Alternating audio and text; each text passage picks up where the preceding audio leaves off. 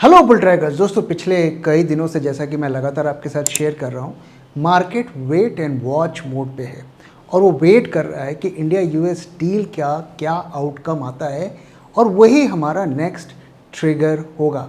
लेकिन यहाँ पर कुछ क्वेश्चंस उठते हैं। पहला ये कि ये डील हो क्यों नहीं पा रही। हमें पता है कि कुछ मामलों में इश्यूज फंसे हुए हैं, वो एग्रीमेंट नहीं बन पा रहा है, लेकिन और क्या मेजर इश्यूज हैं इसे हम समझने की कोशिश करेंगे। साथ ही हम इस बारे में बात करेंगे कि अगर ये डील नहीं होती है, और मैंने आपके साथ शेयर भी किया था कि अगर ऐसा नहीं होता है तो शायद 500% तक का टैरिफ भी लग जाए हमारे ऊपर। तो अगर डील नहीं होती है तो मार्केट्स का क्या होगा, और साथ ही हम मार्केट्स के बारे में बात करेंगे कि मार्केट का डेटा हमें किस तरफ इशारा कर रहा है। तो आइए सबसे पहले हम समझने की कोशिश करते हैं कि ये इंडिया यूएस डील हो क्यों नहीं रही है। तो पहला रीज़न क्यों नहीं हो पा रही है डील, क्योंकि दोनों की एक्सपेक्टेशंस मीट नहीं हो रही हैं। आइए इसे थोड़ा हम समझने की कोशिश करते हैं। तो एक्सपेक्टेशंस में क्या डिफरेंस आ रहा है कि तो यूएस का कहना है कि जो भी हम आपके साथ डील करेंगे वो रेसिप्रोकल होना चाहिए, यानी कि आप जितना टैरिफ लगाएंगे हम भी उतना ही टैरिफ लगाएंगे। और ये एक तरीके की हम इंडिया के साथ स्ट्रैटेजिक पार्टनर करना चाहते हैं। लेकिन यूएस के साथ जो डिस्कशंस हो रही है उसका निष्कर्ष क्या निकल कर आता है कि इंडिया रेसिप्रोकल टैरिफ के साथ एग्री नहीं कर रहा है। वो कह रहा है कि हम केस टू केस बेसिस पर टैरिफ लगाएंगे, जबकि यूएस कह रहा है सिंपल, हम सिंपल रखना चाहते हैं चीज़ों को, आप जिस पर जितना टैरिफ लगाएंगे हम भी उस पर उतना टैरिफ लगाएंगे। साथ ही उनका कहना है कि जिस तरीके की डीलिंग हम उनके साथ कर रहे हैं उसकी वजह से एफडीए क्लियरेंस में टाइम लगेगा। जो उनके फूड एंड ड्रग्स डिपार्टमेंट है उसमें जो क्लियरेंस है उसमें टाइम लगेगा, और साथ ही वीज़ाज वगैरह के भी इश्यूज आएंगे। और यूएसए का जो फोकस है इस डील में वो क्या है, एनफोर्सिएबल कमिटमेंट्स एंड डिलीवरेबल्स। तो वो क्लियर कट ये करना चाहते हैं कि आप भाई इस तारीख तक ये करेंगे, इस तारीख तक ये करेंगे। तो एक पूरा टाइम टेबल वो बनाना चाहते हैं। साथ ही वो मार्केट एक्सेस चाहते हैं मल्टीपल सेक्टर्स में। जैसा कि हम कह रहे हैं कि कई सेक्टर्स में हम रेस्ट्रिक्शंस लगाना चाहते हैं, हम उन्हें एक्सेस नहीं देना चाहते। हम दूसरे सेक्टर्स में उन्हें छूट ज़्यादा देने को भी तैयार हैं, लेकिन हम सब सेक्टर्स में उन्हें घुसने देना नहीं चाहते हैं। तो ये एक मेजर जो है पॉइंट जिसकी वजह से मामला अटका हुआ है। इंटेलेक्चुअल प्रॉपर्टी राइट्स, हम जानते हैं कि इंडिया अभी भी हमारा एक ग्रोइंग कंट्री है, काफ़ी गरीबी है और कई ऐसे प्रोडक्ट्स हैं जिनका प्राइस हमें कम रखना पड़ता है। तो हमारे यहाँ पे जो इंटेलेक्चुअल प्रॉपर्टी राइट्स हैं वो थोड़े रिलैक्स्ड हैं, जिसका फ़ायदा उठा के कंपनीज सस्ते दरों पर प्रोडक्ट्स बनाते हैं। तो वो चाहते हैं कि इसका स्ट्रिक्टली पालन हो और इसका सीधा इम्पैक्ट कई सेक्टर्स जैसे कि टेक्नोलॉजी और फार्मा सेक्टर्स पर इसका बड़ा इम्पैक्ट पड़ सकता है। साथ ही एग्रीकल्चर मार्केट, ये एक बहुत बड़ा फांस जो है बन गया है और इसकी वजह से मेजरली मामला अटका हुआ है, जिसमें जीएम क्रॉप का भी इशू आता है। और साथ में transparent and open public procurement. तो जैसे एग्रीकल्चर में होता है, मंडी पे आप जानते हैं वहाँ पर लोग अनाज खरीदते हैं, तो वो उस तरीके की चीज़ों में वो चाहते हैं कि भाई पूरा मार्केट ड्रिवन हो और ओपन हो, कोई कंट्रोल ना हो। तो ये भी एक मामला अटका हुआ है। साथ ही सर्विसेज सेक्टर में लिबरलाइजेशन चाहते हैं, ज़्यादा चाहते हैं कि लॉज और भी ज़्यादा रिलैक्स्ड हो। इन्वेस्टमेंट प्रोटेक्शन फ्रेमवर्क, यानी कि वो चाहते हैं कि अगर अमेरिकन कंपनी यहाँ आकर इन्वेस्ट करती हैं, गोदाम बनाती हैं या कोई और टेक्नोलॉजी इन्वेस्टमेंट करती हैं, तो उसका उनको प्रोटेक्शन चाहिए कि भाई वो जो जिस पर्पस के लिए वो बनाए हैं उन्हें साल दर साल वो यूज़ कर सकें।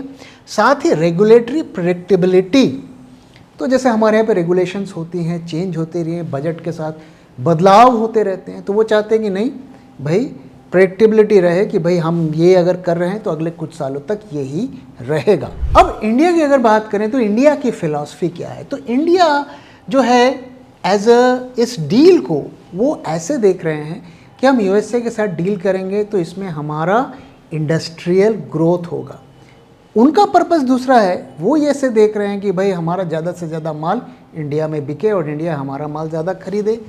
और इंडिया ऐसे देख रहा है कि हम आपके साथ जो भी डील करेंगे तो हमारी इंडस्ट्रियल प्रोडक्शन बढ़ेगा, उस पर अपग्रेडेशन होगा। साथ ही जो है हम अपनी आज़ादी को बरकरार रखना चाहते हैं, हर देश अपनी आज़ादी को बरकरार रखना चाहता है। तो वो जैसे सॉवरेनिटी है और स्ट्रैटेजिक ऑटोनॉमी जो है ये हमारी की गोल्स हैं। साथ ही India pushes for data localisation under the digital India act. तो इसके अंतर्गत क्या होता है कि भले ही बाहर की कंपनी है, जो भी डेटा वो इंडिया में जो भी डेटा को रखती है वो इंडिया के सर्वर्स पर रहेगा। ये एक लॉ हमने कुछ साल पहले पारित किया था, तो इस पर भी वो रिलैक्सेशन चाहते हैं। साथ ही हमारा कहना है कि हम वहाँ पर ही टैरिफ्स को रिलैक्स करेंगे जहाँ पर हम ग्लोबल कंपनीज के साथ compete कर पाते हैं। अगर हम compete नहीं कर पाते हैं तो हम टैरिफ में ज़्यादा छूट देने को रेडी नहीं है, क्योंकि हमें अपने कंज्यूमर और कंपनीज को प्रोटेक्ट करना है। तो अगर इसको समराइज़ करें तो क्या है दोनों के सोच में क्या डिफरेंस है। तो अगर हम स्टाइल की बात करें तो यूएस जो है काफ़ी मैकेनिकल होके काम करता है और वो रियलिस्टिक होके काम करता है। तो उनका कहना है भाई जितना आप टैरिफ लगाओगे उतना हम लगाएंगे, जहाँ आप छूट दोगे वहाँ हम छूट देंगे। जबकि जो इंडिया का है उनका मानना है कि हम जो भी डिसीजन लेंगे वो हमारे सारे डिपार्टमेंट्स उसमें इन्वॉल्व होंगे, हम कंसेंसस बना कर लेंगे, पब्लिक का फीडबैक भी लेंगे। तो इस तरीके से होता है। और अमेरिका का स्टाइल थोड़ा ऑटोक्रेटिक टाइप का है, भाई हमें ये करना है और हम करेंगे। साथ ही जो फोकस है वो ये है ट्रांजैक्शनल आउटकम, आप ऐसा करोगे हम ऐसा करेंगे। जबकि हमारा क्या है कि लॉन्ग टर्म हम काम करना चाहते हैं, स्ट्रैटेजी के साथ काम करना चाहते हैं कि जो भी हम करें तो हमारी इकॉनमी, हमारी इंडस्ट्रियल प्रोडक्शन पे उसका फ़ायदा मिले। ड्राइविंग फोर्स क्या है, यूएस में हम जानते हैं कि वहाँ पे लॉबिस्ट होते हैं और जो भी डिसीजंस वहाँ लिए जाते हैं वो लॉबिस्ट के द्वारा ही लिए जाते हैं। उनको बहुत सारा पैसा पे भी करती हैं कंपनीज लॉबिंग करने के लिए, और वो लीगल भी है। यहाँ तक कि जो इज़राइल और ईरान की वॉर होती है तो यूएसए में एक इज़राइल की लॉबी है, बाकायदा लॉबी है, उसका नाम है और हर कोई जानता है। तो इस तरीके से यूएसए में काम होता है। तो वहाँ पे जो कंपनी के एजेंट्स हैं, जो लॉबिस्ट हैं, वो लगातार सरकार को पुश कर रहे हैं कि हमने आपको फंड किया है, अब आप हमें रिटर्न दीजिए। और यहाँ पर जो है इंडिया में हम क्या देखते हैं कि पॉलिटिकल इसका आउटकम क्या होगा, क्या अलाइनमेंट है और इसका इकॉनमी पर क्या इम्पैक्ट पड़ेगा। और मेथोडोलॉजी की अगर बात करें तो रिजिड टाइमलाइंस और डिलीवरी यूएसए वाले रखना चाहते हैं, जबकि हम फ्लेक्सिबल रहना चाहते हैं कि हम कोई हार्ड एंड फास्ट जो उन्हें टाइमलाइंस नहीं देना चाहते। तो आप देख सकते हैं कि दोनों की सोच में बहुत ज़्यादा अंतर है और इसी वजह से अभी तक कुछ भी फाइनलाइज नहीं हो पाया है।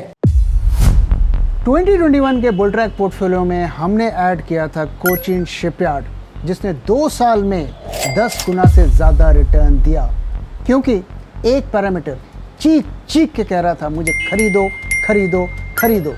और ये कोई तुक्का नहीं था, क्योंकि 2021 के पोर्टफोलियो में कई स्टॉक्स मल्टी बैगर साबित हुए। और जो हमारा लेटेस्ट 2024 का पोर्टफोलियो है, रीसेंट ब्लड बाथ में भी कंसिस्टेंटली प्रॉफिटेबल बना रहा। तो क्या आप सीखना चाहते हैं कि कैसे हम मल्टी बैगर स्टॉक्स को आइडेंटिफाई कर सकते हैं और कैसे हम एक छोटे स्टॉक को बड़ा स्टॉक बनने से पहले पकड़ सकते हैं? इफ़ यस, तो हमसे जुड़िए और इस इवेंट को अटेंड करने के बाद आपके इन्वेस्टिंग डिसीजंस में एक नया कॉन्फिडेंस होगा और आप इन्वेस्टिंग को एक नए नज़रिए से देख पाएंगे, ज़्यादा क्लैरिटी के साथ।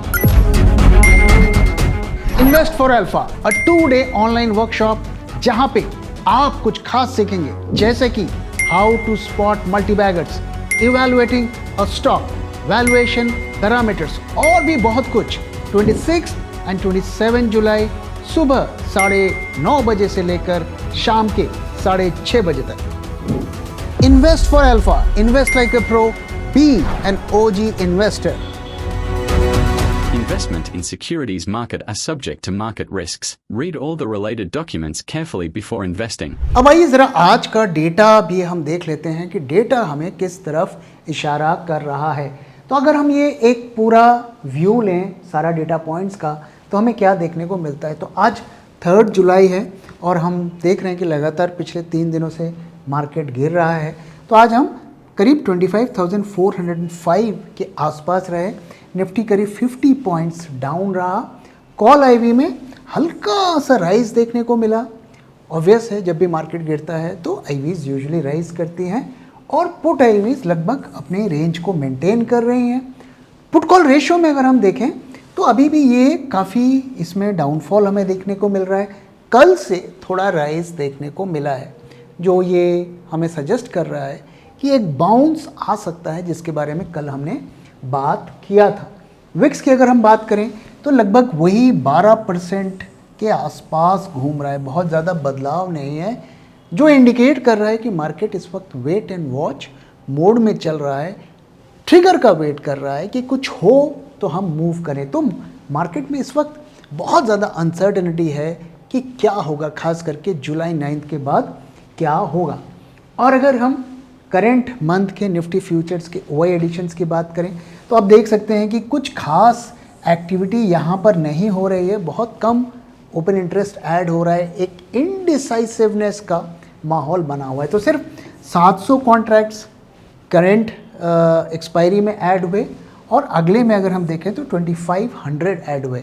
नेक्स्ट मंथ में ज़्यादा काम हो रहा है, क्योंकि हमें पता है कि एक बार ये टैरिफ वैरिफ निकल गए तो असली एक्शन अगले महीने होगा। और अगर हम प्रीमियम्स की बात करें तो प्रीमियम्स भी काफ़ी सबड्यूड हैं, लगातार लोअर लेवल पर बने हुए हैं। हालांकि कल से आज हमें राइस मामूली सा देखने को मिला और सेम हमें सिचुएशन जो नेक्स्ट मंथ्स के प्रीमियम में भी देखने को मिल रही है। और टर्नओवर की बात करें तो पिछले कई दिनों से काफ़ी हाई टर्नओवर चल रहा था, आज टर्नओवर कम रहा। जब भी मार्केट्स गिरते हैं, वॉल्यूम कम होता है, तो ये इंडिकेट करता है कि सेलिंग अभी उसी तरीके से होगी। और एडवांस डिक्लाइन भी जो है 50% रहा, 50% शेयर्स ऊपर, 50% नीचे। तो ये सब देखकर हमें क्या दिख रहा है कि मार्केट में कुछ मेजर उठापटक के साइंस नहीं दिख रहे हैं और मार्केट इस वक्त वेट एंड वॉच मोड में ही चल रहा है। अब आइए थोड़ा चार्ट के एनालिसिस करने से पहले इस बारे में बात करते हैं कि अगर ये ट्रेड डील नहीं हुई तो क्या होगा। हमें पता है डोनाल्ड ट्रंप लगातार कह रहे हैं कि अगर ट्रेड डील नहीं हुई तो 25% तो टैरिफ लगेंगे, जिसको पॉज किया गया था। साथ ही कुछ एडिशनल टैरिफ्स भी लगेंगे। और अब ये बात हो रही है कि जो भी कंट्रीज़ रशिया से ऑयल ख़रीदता है, उनकी वॉर मशीनरी को फंड करता है, तेल खरीद के, ऐसा अमेरिका का कहना है, उन पर 500% तक का टैरिफ लग सकता है। तो अगर ये डील नहीं होती है तो टैरिफ्स तो लगने हैं, उसे हमें रोक नहीं सकते। तो इसका हमारे मार्केट्स पर क्या इम्पैक्ट होगा। हम जानते हैं कि इसी तरीके की बातें जब डोनाल्ड ट्रंप इलेक्शन लड़ रहे थे तब से हो रहा था, और जब वो जीत गए उसके बाद से वो लगातार टैरिफ्स की बात कर रहे थे। और उसका इम्पैक्ट हमें मार्केट में क्या देखने को मिला। जनवरी 20 के आसपास उन्होंने शपथ ली करीब करीब यहाँ, और उससे पहले ही काफ़ी ट्रेंड क्लियर हो गया था कि वो जीत रहे हैं और अपने कैंपेन में लगातार वो टैरिफ्स की बात कर रहे थे। लगातार वो हमारे देश के ऊपर टारगेट हमें कर रहे थे और कह रहे थे कि इंडिया सबसे ज़्यादा टैरिफ लगाते, इंडिया को टैरिफ किंग बुला रहे थे। और हमने देखा कि इसी दौरान यहाँ तक अगर हम देखें जहाँ पर टैरिफ्स की बात हो रही थी, मार्केट्स लगातार गिरे जा रहे थे और एफआईआई भी ऐसे सेलिंग कर रहे थे कि जैसे देयर इज़ नो टुमारो। तो ये पूरा अगर आप देखें ये टैरिफ का फॉल लगता है, ऐसा लग रहा है। और साथ ही हमारी खुद की इकॉनमी भी इस दौरान बहुत अच्छा नहीं कर रही थी, जीडीपी के फ्रंट में भी हम बहुत अच्छा नहीं कर रहे थे, और इन दोनों फैक्टर्स की वजह से ही हम नीचे जा रहे थे। और यहाँ से अगर आप देखें ये टैरिफ में जब पॉज लगा उसके बाद से ये रैली हमें देखने को मिली, और इस दौरान भी हमारी इकॉनमी कुछ अच्छा नहीं कर रही है। हम देख रहे हैं लगातार डेटा आ रहा है और डेटा हमें इसी तरफ इशारा कर रहा है कि इकॉनमी के फ्रंट में कुछ खास नहीं हो रहा है। तो ये जितनी भी रैली हमें देखने को मिली है, ये सिर्फ इसीलिए देखने को मिली है कि टैरिफ्स में पॉज हो गया है और शायद इंडिया यूएस की डील हो जाएगी। तो प्रश्न ये उठता है कि अगर डील ना हो तो क्या होगा? तो वही होगा जो यहाँ हमें देखने को मिला था, और इसका सीधा साधा प्रमाण आपको चार्ट पे दिख रहा है। तो अगर डील नहीं होती है और टैरिफ्स लगते हैं तो हमें इस बात के लिए तैयार रहना चाहिए कि मार्केट में बड़ी गिरावट हो सकती है। अब आज अगर हम चार्ट देखें और वहाँ से कुछ क्लूज निकालने की कोशिश करें तो हमें क्या मिलते हैं। तो दोस्तों, अगर आप चार्ट में देखें तो बेशक पिछले 2-3 दिनों से मार्केट्स गिर रहे हैं और करीब 215 पॉइंट्स के आसपास हम लूज कर चुके हैं। करीब 25,600 के लेवल से हम लगातार गिर रहे हैं। और मैंने आपके साथ शेयर किया था कि 25,600 से नीचे जैसे ही आएगा तो हमें अपने लॉन्ग पोजीशंस को छोड़ देना है, और शॉर्ट पोजीशंस जो है इसके बाद हमें थोड़ा सा मेजर फॉल के लिए वेट करना है। अगर बहुत ज़्यादा इम्पेशेंट हैं तब हमें शॉर्ट्स को कंटिन्यू रखना है और 25,600 का लेवल हमारा स्टॉप लॉस होना चाहिए। तो अभी हम 200 पॉइंट नीचे तो आ गए हैं, लेकिन अगर हम देखें तो बहुत ज़्यादा इस वक्त शॉर्टिंग की अपॉर्चुनिटी नज़र नहीं आ रही। ठीक है, मार्केट्स गिर रहे हैं, लेकिन शॉर्ट्स बनाना इस वक्त थोड़ा रिस्की हो जाएगा। रीज़न क्या है कि हमें नहीं पता कि इस डील का आउटकम क्या होगा, और मार्केट जिस स्टेज पर अभी खड़ा हुआ है, इतना भी अगर पॉजिटिव ट्रिगर आएगा तो हमें मार्केट में बड़ा जंप देखने को मिल सकता है। तो इसलिए जो मैं अभी मार्केट में शॉर्ट क्रिएट करने से थोड़ा हिचकिचाऊंगा, उसकी एक बड़ी वजह यह है कि मार्केट में मेजर फॉल मोमेंटम के साथ देखने को नहीं मिल रहा है। हम 25-50 पॉइंट गिर रहे हैं, उतना ही चढ़ रहे हैं। तो ऐसे में शॉर्ट करना थोड़ा सा रिस्की हो जाता है, और कई डेटा पॉइंट्स ऐसा हमें बता रहे हैं कि अगले 1 से 2 दिन में हमें एक बाउंस भी देखने को मिल सकता है। आज भी हमें मार्केट में बाउंस देखने को मिला और लगभग आधे दिन मार्केट्स ग्रीन में ही रहे। इसलिए इस वक्त जो सिचुएशन है वो वेट एंड वॉच मोड की है। अगर आपने हमारी बात सुन के 25,600 के आसपास शॉर्ट किया है, बेशक आप शॉर्ट को कैरी कर सकते हैं, लेकिन 25,600 के लेवल के ऊपर हमें शॉर्ट्स को कट कर देना है, क्योंकि इतना भी अगर पॉजिटिव ट्रिगर आता है तो मार्केट में हमें एक बड़ा जंप देखने को मिल सकता है। और जो मार्केट मैनिपुलेटर्स हैं, ऑपरेटर्स हैं, वो इस तरीके के खबरों का इस्तेमाल करके मार्केट में उठापटक मचा सकते हैं। इसलिए ऐसे में थोड़ा हमें पेशेंस के साथ काम करना है और बहुत ज़्यादा एक्साइटेड नहीं हो जाना है, बुल साइड पे भी और बेयर साइड पे भी। तो दोस्तों, इसी के साथ इस वीडियो को मैं यहाँ पे ख़त्म कर रहा हूँ।